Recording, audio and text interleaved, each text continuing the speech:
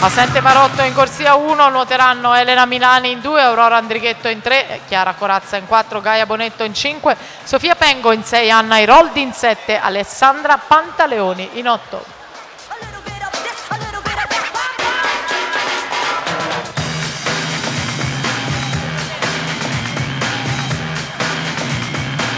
Claudia Rigo intanto 35,99 su Zanella e Nanto.